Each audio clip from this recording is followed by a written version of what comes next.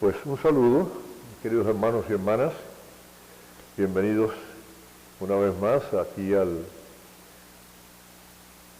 santuario, a la casa de oración de la Divina Misericordia, de donde estamos transmitiendo en la Arquidiócesis de Miami. Seguimos con el tema de la batalla espiritual y a esta próxima meditación la hemos titulado La opresión diabólica. Opresión diabólica. Una vez más nos vamos a referir a las guías pastorales de Monseñor Román en los números 14 a 16. No son pocos los que por desconocer el poder del Señor resucitado, Rey del universo, presente en su iglesia y muy especialmente en los sacramentos, viven confusos, atados a supersticiones. En las crisis físicas o morales buscan en Satanás y en los que con él confunden la solución de sus problemas, sufriendo bajo su influencia situaciones de verdadero desequilibrio y opresión diabólica. En contraste a estas mencionadas tendencias erróneas, la naturaleza de la oración y la meditación cristiana, en realidad, un diálogo personal, íntimo y profundo entre Dios y el hombre. Para encontrar la vía correcta de unión con Dios, debemos mirar a la vida de Cristo. Necesitamos confrontar audazmente y en fe los problemas de sufrimiento personal, de ansiedad personal, inseguridad, desánimo, depresión, particularmente cuando esto afecta la vida familiar. Debemos ser como personas, como familias y como comunidad eclesial un testimonio de amor, alegría, paz, paciencia, amabilidad, bondad, fidelidad, humildad y dominio propio, que son nuestros frutos a través del Espíritu Santo que habita en nosotros. Más adelante en las citas número 21 y 22, Monseñor Román nos dice que la opresión diabólica se manifiesta por una carencia de paz interior, con manifestaciones de depresión, incapacidad de perdonar, fuertes tendencias suicidas, lujuriosas, adicciones a drogas, etc. En la vida de los santos vemos cómo tuvieron que luchar contra el maligno en situaciones de opresión en ellos y en otros. La Iglesia ha llamado la atención sobre el peligro de caer en la tendencia de discernir constantemente que casos de simples achaques o enfermedades son consecuencia de una opresión diabólica. Esto puede tratarse de engaños del diablo que quiere atraer atención a sí mismo. ¿Y cómo es que podemos llegar a experimentar la opresión diabólica? El pecado es la puerta más ancha que podemos abrirle a Satanás y a los espíritus malignos. El pecado grave o mortal nos mata, nos separa de Dios, pero por el pecado mortal perdemos la vida de Dios en nosotros, la vida de la gracia, y nos quedamos completamente indefensos ante los ataques del demonio.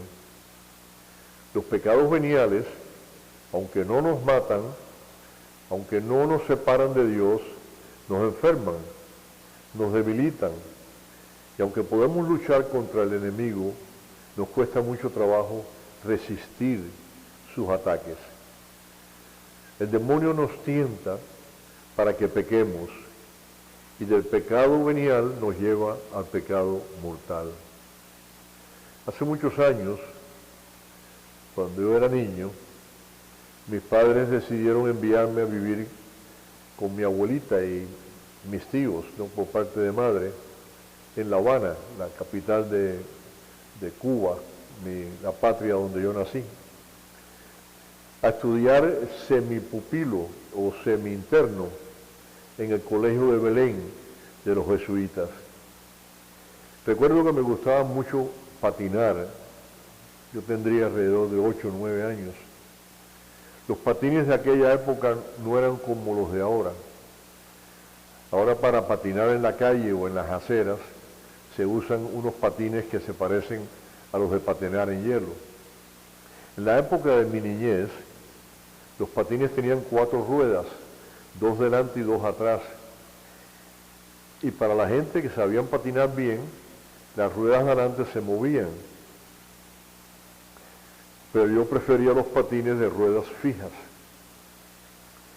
Yo era tremendo. Y como no podía patinar en el área del apartamento donde vivía, en un tercer piso, en la calle Muralla de La Habana Vieja, aquellos que se acuerdan de esta Cuba, ¿no?, de ese entonces, ¿no? Pues yo le pedí a mi abuelita que me llevara a patinar al malecón de La Habana, que es ese muro que está a lo largo de la ciudad, parando el oleaje, ¿no?, de las olas que vienen del Atlántico, ¿no? Cerca del malecón habían parques muy bonitos. En estos parques los pisos y las aceras eran de granito pulido y sobre ellos yo patinaba. Pues era una delicia patinar con los pisos pulidos, ¿no? El camino desde el edificio de apartamentos donde yo vivía hasta el malecón eran de muchas cuadras, como 1 kilómetro de distancia. Mi abuelita, pobrecita, iba caminando poquito a poco acompañándome a mí y yo patinando por la acera. No me dejaba patinar en la calle para que no me arrollara un automóvil, ¿no? Cuando llegábamos al parque, yo patinaba y me caía y volvía a caerme. Y recuerdo muy bien estos tiempos porque me recuerdan lo que es el pecado en la vida de un hombre. Yo patinaba en los parques del malecón y mi abuela me decía que no corriera tanto, pero yo no le hacía caso y seguía corriendo y por supuesto cayéndome. Las primeras caídas eran rasguños, ¿no? Pero como seguía cayéndome, y casi siempre sobre la misma rodilla, los rasguños se hacían cada vez mayores, hasta que comenzaba a sangrar y no podía seguir patinando.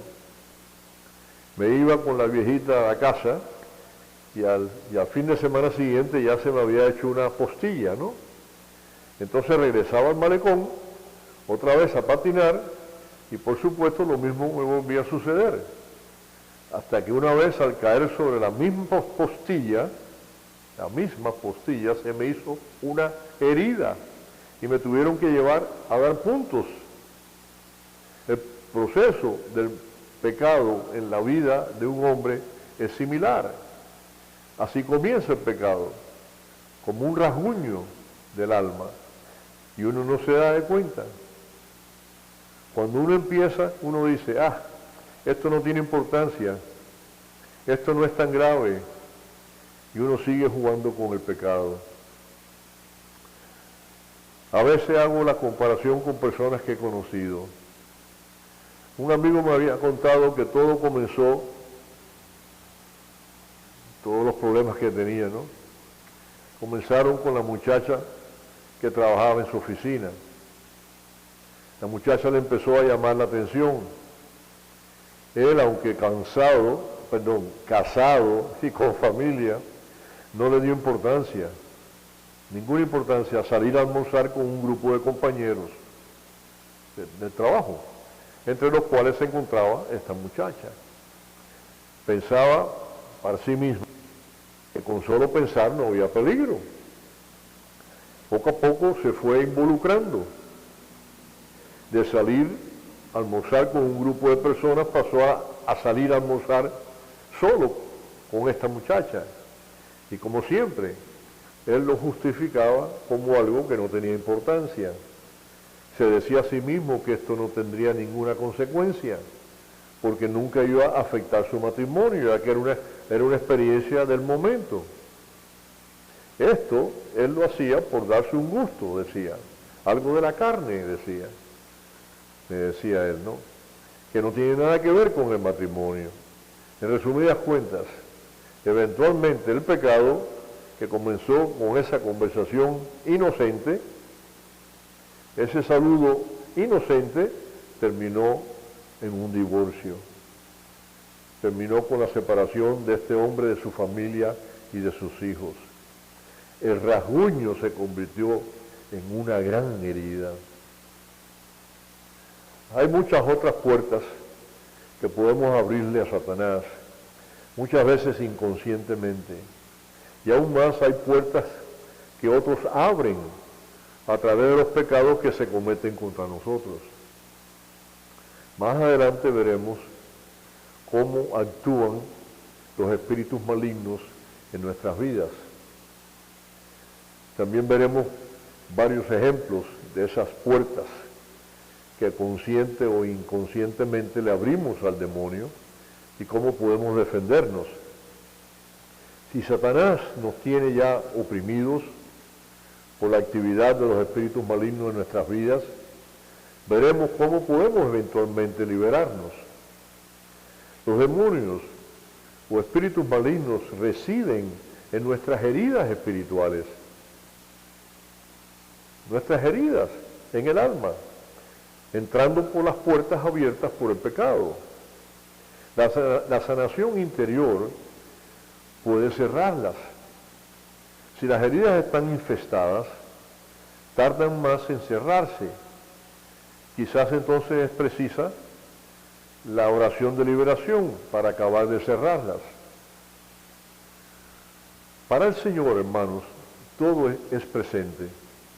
Él puede hacerse presente en los momentos dolorosos o traumáticos de nuestra vida pasada y presente y sanar los recuerdos. Los recuerdos y las memorias no se borran, se traen del subconsciente a la superficie y se ora por sanación para que al recordarlos de nuevo no nos causen opresión ni depresión, más bien queden como experiencias del pasado que ya no nos acusan, ni tampoco son obstáculos para nuestra liberación y nuestro crecer cristiano. El pecado que otros cometen contra nosotros puede abrir heridas en nuestra alma que los espíritus malignos aprovechan para luego atormentarnos. Aún antes de haber nacido, cuando nos encontrábamos en el vientre de nuestra madre, hemos podido haber sido afectados por los deseos o intentos de abortos de nuestra madre, o el rechazo de nuestro padre por pensar que seríamos una carga o un estorbo en sus vidas. Eso lo sentimos. La falta de cariño, la falta de amor, de atención durante nuestra infancia y adolescencia pudo haber abierto también puertas a espíritus de rechazo, de baja estima, de timidez, de vergüenza, etc. Los demonios actúan en grupos, hermanos. El Señor nos habla y si escuchamos al Señor, Él nos revela el nombre genérico del demonio principal o el jefe de los demás. El abuso sexual durante nuestra niñez, nuestra infancia, nuestra adolescencia, pudo haber sido una invitación a espíritus de adicciones sexuales, impureza sexual, perversión sexual, seducción, lujuria, incesto, pedofilia, lesbianismo, homosexualismo, pornografía, adulterio, masturbación, impotencia, inmoralidad. La traición sufrida a manos de nuestro socio en un negocio, si tenemos o teníamos, la infidelidad de nuestro cónyuge en el matrimonio, esto le abre la puerta a espíritus de odio, de resentimiento, de falta de perdón, falta de confianza, murmuración, envidia, competencia, contienda, violencia, divorcio, represalia, traición, etc. A través de nuestras emociones, también el demonio se aprovecha para penetrar las heridas en nuestras almas. La pérdida de un ser querido puede llevarnos a un estado depresivo temporal, pero normalmente con el tiempo se va disipando. En ocasiones, espíritus de depresión, de tristeza, angustia, soledad, aislamiento, miedo, ansiedad, se hacen presentes. El uso de las drogas y alcohol es una invitación segura a espíritus malignos de desórdenes nerviosos y disfuncionales, adicción, suicidio, depresión, cólera, violencia, muerte. La puerta que con más seguridad le da entrada a los espíritus malignos es la que nosotros abrimos cuando tenemos contacto o hacemos contacto con lo oculto, lo esotérico, lo satánico. Una vez más recordemos las palabras de Monseñor Román en el número 10. Son muchos los que se desvían buscando la luz fuera de la iglesia, a través de mediums, de adivinadores, de palmistas, o confían en la protección de amuletos, talismanes, o siguen horóscopos. También algunos cristianos son influenciados por religiones orientales, como el hinduismo y el budismo, o mezclan ideas religiosas, como en la corriente de la nueva era, del New Age. Muchos no le dan importancia. Por ejemplo, los horóscopos o la lectura de las manos. Sin embargo, he conocido personas que no han salido de sus casas hasta no haber leído el horóscopo del día. Viven sus vidas de acuerdo con el horóscopo del día. Confían más en los horóscopos que en Dios. Esto precisamente fue el pecado de nuestros primeros padres en el paraíso. Confiaron más en lo que les decía el demonio que en Dios, Dios que los había creado por amor y misericordia. Hay dos cosas, hermanos, por las cuales nosotros podemos discernir cuando estamos tratando con cosas que no son de Dios, o mejor dicho, que son diabólicas. Y esto es el miedo y el conocimiento del futuro. Todo aquello que nos quita la paz, causándonos miedo, y que nos da acceso al futuro, quitándonos la libertad con la que hemos sido creados, no es ni viene de Dios. Aún peor todavía, en el satanismo. Hermanos, abandonen esas prácticas. Aquellos que han estado en estas prácticas, quítense, desháganse de sus collares, de sus fetiches, de sus ojitos, sus azabaches. Verán que se negarán rotundamente a hacerlo, pues se llenan de espanto al pensar que no tendrán protección que creen tener. Es muy difícil deshacernos de una simple superstición, como tocar madera, no pasar por debajo de una escalera, etc. Cuando estamos en contacto con las cosas del oculto, estamos oprimidos y atados.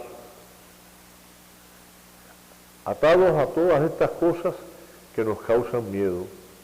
Estas cosas tenemos que dejarlas, pues nos quitan la libertad con que Dios nos creó, libertad que Dios respeta, pero que al demonio le importa poco arrebatárnosla en el proceso de apoderarse de nuestras almas. Y con estas últimas palabras vamos a terminar con esta meditación.